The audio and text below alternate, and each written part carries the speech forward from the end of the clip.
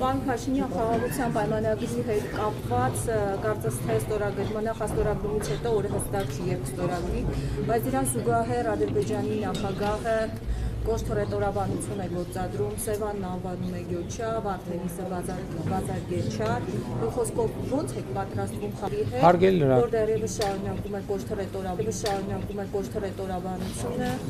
չհաշված որ ունենք նաև գերիներ Բաքվում։ Գիտեք, նախ ես ուզում եմ, որ մենք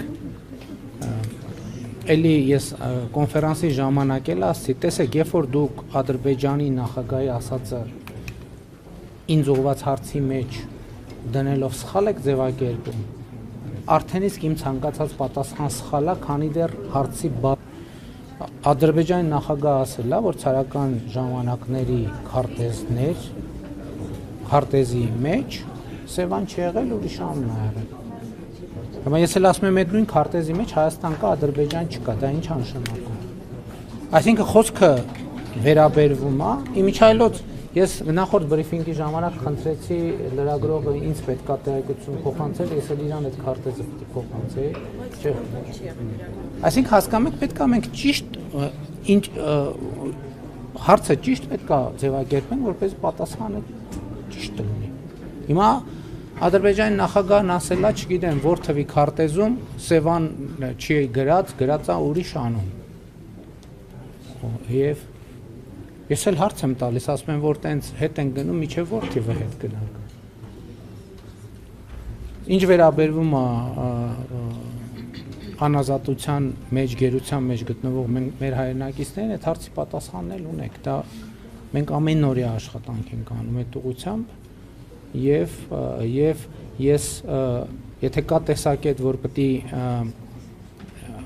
այդ խնդիրը լուծվի, որ խաղաղության հարցը լուծվի, ես էլ ասում եմ, ինչքան բարենպաստ լինի միջավայրը Հայաստանի եւ Ադրբեջանի միջեւ, այդքան ավելի հեշտ կլուծվի նաեւ այդ հարցը։ Այսինքն դիտանկյան խնդիր է, եւ ես կարծում եմ, որ եթե եւ խաղաղությունը մնացած բոլոր հարցերն էլ կլուծի։ Շատ հարցեր կլուծի։ Այսինքն այն անկալումը, թե մենք պետքա բոլոր հարցերը լուծենք, հետո նոր լինի խաղաղություն, խաղաղության համաձայնագիրը, կարծում եմ, այդտեղ էլ բացարձակ չի։ Այսինքն դա պրոցես է, կենթանի պրոցես է, հիմա էդ էլ ճիշտ չի ասել,